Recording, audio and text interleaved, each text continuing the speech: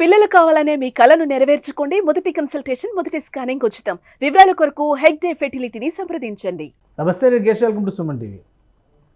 అన్నగారి విగ్రహం హైదరాబాద్లో వెలయబోతుంది. అది కూడా 100 అడుగుల ఎత్తున. తెలుగువారి ఆత్మగౌరవానికి ప్రతీకగా చెప్పుకునే ఎన్టీఆర్ అటు సినీ రంగంలో ఇటు రాజకీయంలో కూడా తనదైన ముద్ర వేసినటువంటి వ్యక్తి.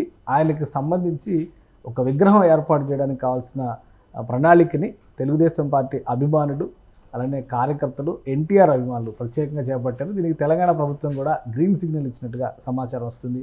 సో ఎలాంటి విగ్రహం ఏర్పాటు చేయబోతున్నారు, ఎక్కడ ఏర్పాటు చేయబోతున్నారు, ఈ అంశాన్ని తెలుసుకునే ప్రయత్నం చేద్దాం. మనతో పాటు అనలిస్ట్ సుబ్రహ్మణ్యం గారు ఉన్నారు. సుబ్రహ్మణ్యం గారు నమస్కారం. నమస్కారం. ఎన్టీ రామారావు గారి విగ్రహం అంటే ఉమ్మడి రాష్ట్రానికి ముఖ్యమంత్రిగా చేసిన వ్యక్తి. అలానే తెలుగు తెరపైన చూస్తే కనుక ఒక ఆరాధ్య నటుడు కోట్ల మందికి. అవును. సో ఆయన విగ్రహం హైదరాబాద్లో పెట్టాలి. ఆల్రెడీ ఎన్టీఆర్ ఘాట్ హైదరాబాద్లోనే ఉంది.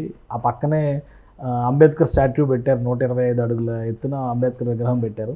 ఇప్పుడు ఎన్టీఆర్ గారిది కూడా 100వ జయంతి ఇది కంప్లీట్ అయింది కాబట్టి ఈ సందర్భంగా విగ్రహం పెట్టాలని దాదాపు ఒక 6 నెలలు, సంవత్సరం నుంచి ప్రయత్నాలు జరుగుతున్నాయి. ఫైనల్గా ఒక క్లియరెన్స్ వచ్చింది అనేటువంటి సమాచారం. ఏంటి దాని విశేషాలు ఏంటి? సార్, ఇప్పుడు ఎన్టీఆర్ గారికి ఓన్లీ అంటే అన్ఫార్చునేట్గా అందరూ ఆయన ఓన్లీ రాజకీయ కోణంలో చూస్తారు, కానీ పార్టీలకు సంబంధించిన వాళ్ళు 2 రకాలుగా చూడాలి సార్ ఎన్టీ రామారావు గారిని. మనకు చలనచిత్ర పరిశ్రమలో ఒక గొప్ప పేరున్నటువంటి వ్యక్తి.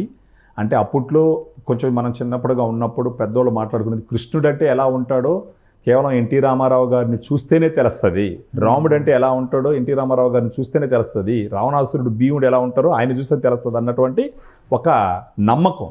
అదీ కాకుండా ఒకప్పుడు తెలుగు వాళ్ళకి గుర్తింపు చాలా తక్కువ ఉన్నటువంటి సిచ్యువేషన్లో సినిమాల పరంగా కానీ రాజకీయంగా కానీ తెలుగు వాళ్ళందరికీ గుర్తింపు తెచ్చినటువంటి వ్యక్తి ఎన్టీ రామారావు గారు. బాంబేలో అంటే సార్ తెలుగు వాళ్ళు పోతే అప్పుడు నార్త్ ఇండియాలో కానీ బాంబేలో కానీ మీరు మద్రాసీలా అనేటటువంటి సిచ్యువేషన్ నుంచి ఈరోజు ప్రపంచ స్థాయిలోనే సినిమా పరిశ్రమలో ఆర్ఆర్ఆర్ లేకపోతే బాహుబలి, రేపు మహేష్ బాబు గారితో రాబోయే సినిమా ఈ స్థాయికి వచ్చింది అని అంటే అప్పట్లో వాళ్ళు వేసినటువంటి అడుగులు, పునాదులు అని చెప్పుకోవాలి.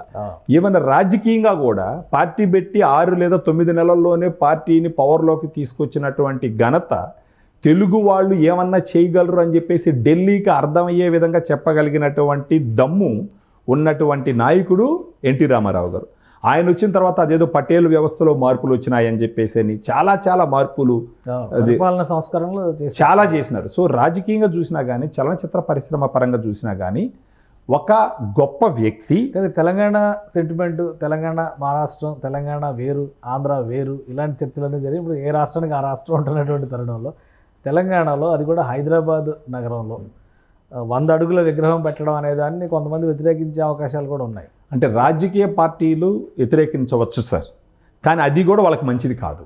ఎందుకంటే ఇప్పుడు రాజకీయ పార్టీలకు అతీతంగా ఎన్టీ రామారావు గారిని ఒక చిత్రసీమలో గొప్ప హీరోగా చూసేవాళ్ళు అన్ని పార్టీల్లో ఉంటారు.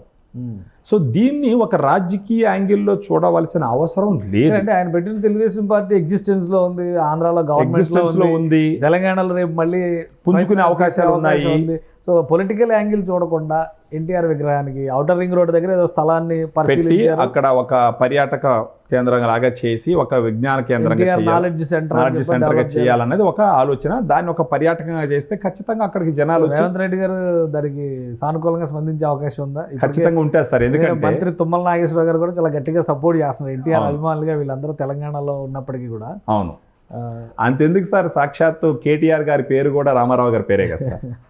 ఇప్పుడు కేసీఆర్ గారు అప్పుడు ఆయన మీద ఎంత ప్రేమ ఉంటే మన కేటీఆర్ గారికి కల్వకుంట్ల తారక రామారావు అని పేరు పెట్టుకుంటారు. సో మనం ఇప్పట్లో లేరు ఆయన ఎన్టీ రామారావు గారు మనకు భౌతికంగా.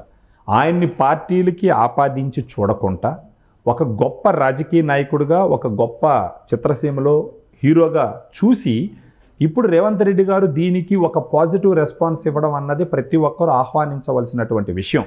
దీన్ని రాజకీయంగా ఎవరన్నా వాడుకోవాలని చూసి వ్యతిరేకించాలని ప్రయత్నిస్తే అది వాళ్ళకే బూమరాంగ్ అవుతుంది అన్నది నా అభిప్రాయం సార్. ఆయన ఏ ఒక్క రాష్ట్రానికంటే తెలుగు ప్రజల సొత్తు అతను.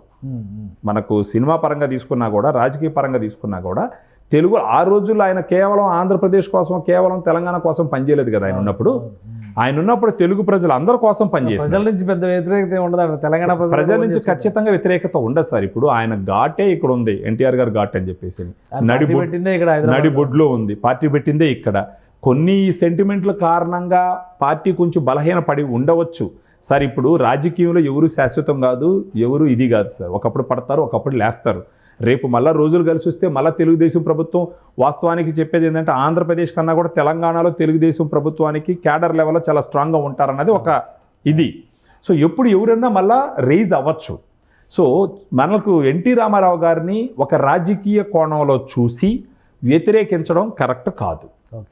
ఆయన్ని ఒక సినీ ఇండస్ట్రీ పరంగా ఎంతో ఉన్నత స్థితికి చేరినటువంటి ఒక హీరోగాను, తర్వాత సినిమా పరిశ్రమకు చేసినటువంటి సేవలు, ఆ తర్వాత రాజకీయంగా ప్రొడక్షన్ హౌస్ పెట్టి స్టూడియోలు కట్టి ఆయన డైరెక్ట్ అదేదో షూటింగ్కి ఎన్నో గంటలు అన్ని తలలు షూటింగ్ చేయాలంటే అంటే ఎంతో సేవ చేసినారు, ఎంతో నిష్ఠతో పనిచేసినటువంటి గొప్ప వ్యక్తులు వాళ్ళందరూ యాక్చువల్గా.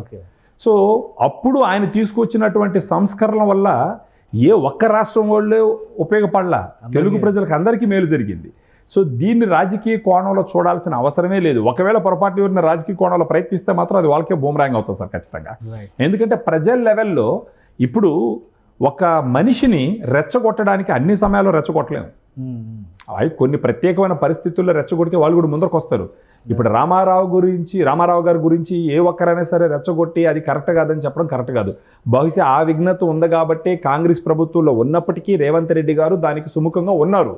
ఇప్పుడు ఫర్ ఎగ్జాంపుల్ ఇప్పుడు రేవంత్ రెడ్డి గారు పెట్టేదానికి లేదు అని అన్నారు అనుకోండి, కాంగ్రెస్ పార్టీ కాబట్టి ఈయన వ్యతిరేకిస్తున్నారని చెప్పి ఒక వర్గం మొదలు పెడుతుంది. ఖచ్చితంగా ఒక వర్గం మొదలు పెడుతుంది. ఇప్పుడు ఒకవేళ ఆయన ఓకే చేసినా కానీ ఒక వర్గం ఆంధ్ర నాయకుని ఇక్కడ చేసినారంటారు, కానీ దాంట్లో ఇప్పుడు బీఆర్ఎస్ కూడా అంటానికి అవకాశం లేదు కదా, భారత రాష్ట్ర సమితి కదా, తెలంగాణ రాష్ట్ర సమితి అది కూడా భారత రాష్ట్ర సమితి. ఇంకొకటి వచ్చేసి అక్కడ కూడా ఉన్న వాళ్ళందరూ ఆయన నాకు తెలిసి కేసీఆర్ గారు కూడా ఆయన ప్రభుత్వంలో పనిచేశారు. రామారావు గారు ఉన్నప్పుడు ఆయనతో కలిసి పనిచేసిన సందర్భం ఉంటుంది. కేసీఆర్ గారు ఆయనతో పాటు కలిసి పనిచేసి ఉంటారని ఆ అభిమానంతోనే కదా రామారావు గారి పేరు కొడుకు పెట్టుకున్నారు సార్. ఆయనకి ఎమ్మెల్యే అయ్యారు కదా అప్పటికి ఎన్టీఆర్ గారి తర్వాత ఆ టైంలో కదా సపరేట్ అయినప్పుడు ఈయనతో పాటు వచ్చినాడు ఆయన. సో నాకు తెలిసి కేసీఆర్ గారు కూడా దీన్ని వ్యతిరేకిస్తారని నేను అనుకోవట్లేదు. ఈవెన్ కేటీఆర్ గారు కూడా దీన్ని వ్యతిరేకిస్తారని నేను అనుకోవట్లేదు. కాంగ్రెస్ ప్రభుత్వం ఎలాగో ఇప్పుడు రేవంత్ రెడ్డి గారు ఓకే చెప్పినారు, బీజేపీ వాళ్ళు అసలు వ్యతిరేకించరు. సో ఏ రకంగా చూసినా ఇది పెట్టడం అన్నది ఒక గొప్ప సేవలు రాజకీయంగా టూరిస్ట్ స్పాట్ ఇంకోటి పెట్టుకోవచ్చు. ఔటర్ రింగ్ రోడ్ పరిసరాలు, ఎందుకంటే చాలా పెద్ద పెద్ద బ్యూటిఫుల్ గార్డెన్స్ డెవలప్ చేస్తామని గవర్నమెంట్ చెప్పింది. ఒక భారీ పార్క్, ఎన్టీఆర్ పార్క్ లాంటిది అక్కడ ఒక రకంగా మీరు అన్నట్టు కొంచెం ఒక గర్వంగానే ఫీల్ అవ్వాలి ఈ విషయం. ఎందుకంటే ఆంధ్రప్రదేశ్లో టీడీపీ ప్రభుత్వం పాలనలో ఉంది, వాళ్ళకి రాని ఆలోచన ఇక్కడ వచ్చింది. సో ఒక రకంగా తెలంగాణ ప్రజలు గౌరవంగానే ఫీల్ అవ్వాలి. అది అంటే టీడీపీ ప్రభుత్వం పాలనలో ఉన్నటువంటి ఆంధ్రప్రదేశ్లో రాని ఆలోచన తెలంగాణలో వచ్చింది. ఇక్కడే పెడతారు, ఆడ ఆలోచన కూడా లేదు కదా. ఏదో పద్మశ్రీయో లేకపోతే ఏదో చేయాలని చెప్పి ఏదో ప్రయత్నిస్తున్నారు, భారతరత్న కోసం ఏదో ప్రయత్నిస్తున్నారు. కానీ బట్ వాస్తవంగా దీన్ని అంటే హైదరాబాద్ ఇప్పుడు ఎలా ఉండాలంటే సార్, అందరినీ హక్కుని చేర్చుకొని విశ్వనగరంగా ఎదగాలన్నటువంటి ఆలోచన ఉన్నప్పుడు ఇంకా కింద స్థాయిలో ఆలోచించడం కరెక్ట్ కాదు. బహుశా రేవంత్ రెడ్డి గారు అది గ్రహించుంటారు. అందుకని వీళ్ళందరూ పోయి కలవంగానే ఆయన ఇమ్మీడియట్గా కొన్ని పర్సనాలిటీస్ ఎలా అవుతాయంటే సార్, కొన్ని జనరేషన్స్ నడిచిన తర్వాత పార్టీలకు అతీతంగా ఎవాల్వ్ అవుతారు వాళ్ళు. ఇప్పుడు అంబేద్కర్ గారు కానీ అంటే ఫర్ ఎగ్జాంపుల్ చెప్తున్నాను యాక్చువల్గా ఆ విధంగా కొందరు పార్టీలకు అతీతంగా ఎవాల్వ్ అవుతారు కొంతమంది. వాళ్ళల్లో ఎన్టీ రామారావు గారు ఒకరని మనం అనుకోవచ్చు. థ్యాంక్ యూ సుబ్రహ్మణ్యం గారు విశ్లేషణ అందించినది. ఇది అతి త్వరలో హైదరాబాద్ ఔటర్ రింగ్ రోడ్డు పరిసర ప్రాంతాల్లో ఒక ప్రాంతాన్ని కేటాయించే అవకాశం ప్రభుత్వం పరిశీలిస్తుంది. అక్కడ ఎన్టీఆర్ నాలెడ్జ్ సెంటర్ పేరుతో ప్రత్యేకంగా 100 అడుగుల ఎన్టీఆర్ విగ్రహంతో పాటు ఎన్టీఆర్కి సంబంధించినటువంటి అనేక స్మృతుల్ని గుర్తు చేసేటువంటి ఒక స్మృతి కేంద్రాన్ని ఏర్పాటు చేయాలని ఎన్టీఆర్ అభిమానులు ఆశిస్తున్నారు. అనేక మంది ఇందులో 2 తెలుగు రాష్ట్రాలకు సంబంధించినటువంటి వ్యక్తులు ఉన్నారు, రాజకీయ నాయకులు ఉన్నారు, అలానే అనేక మంది సేవా తత్పరత ట్రస్టులు నిర్వహిస్తున్నటువంటి వారు కూడా ఉన్నారు. సో రేవంత్ రెడ్డి ప్రభుత్వం దీనిపైన ఒక నిర్ణయం తీసుకున్న తర్వాత అతి త్వరలో హైదరాబాద్ సమీపంలో, హైదరాబాద్ సరౌండింగ్స్లో భారీ విగ్రహం ఎన్టీఆర్ది ఏర్పాటు అయ్యేటువంటి అవకాశాలు కనిపిస్తున్నాయి. ఇది special discussion. Keep watching. Suman టీవీలో మీ పర్సనల్ అండ్ బిజినెస్ ప్రమోషన్స్ కోసం కింది నెంబర్కి కాంటాక్ట్ చేయండి.